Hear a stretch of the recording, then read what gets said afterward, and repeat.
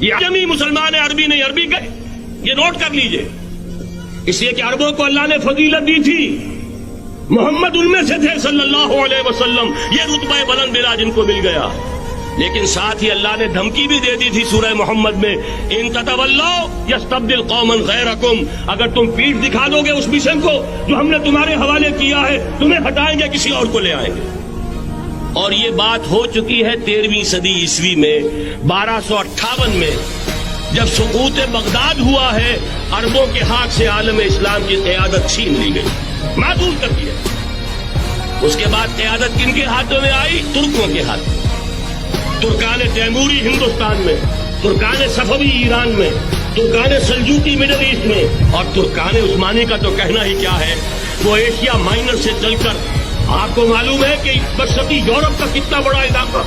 The great Ottoman umpire اس صدی کے آغاز تک قائم تھی۔ اس صدی میں عجیب عجیب معجزے ہوئے ہیں، گریٹ آٹومان امپائر جو 3 بر اعظموں پر محیط، نام و نشان ختم، the great U S S R, نام و نشان ختم، اب تو روس سارے ایک ملک کی حیثیت سے رہ گئے۔ یہ اس صدی میں دو اور وقت نہیں ہے، میں اور آپ کو کیا بتاؤں، اس صدی میں تو بڑے بڑے عجیب عجوبے ہوئے ہیں،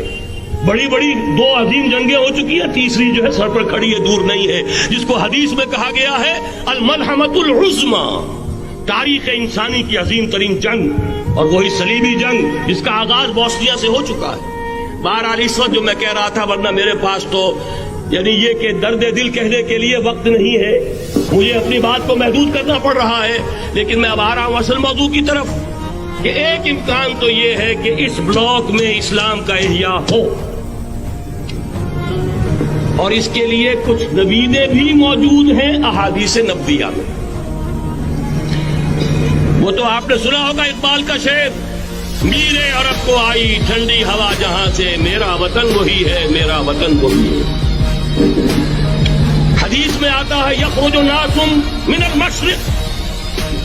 یؤتون للمہدی، یعنی سلطان ہی، مشرق سے فوجیں نکلیں گی یہ جو کہ مہدی کی حکومت قائم کریں گی، اور یہ ہوں گے حضرت فاطمہ کی نسل ہی سے رضی اللہ تعالی عنہا، لیکن عالم عرب کے اندر پھر ایک طاقت بن کر ابھریں گے، باطل کی قوتوں کے خلاف جہاد کریں گے۔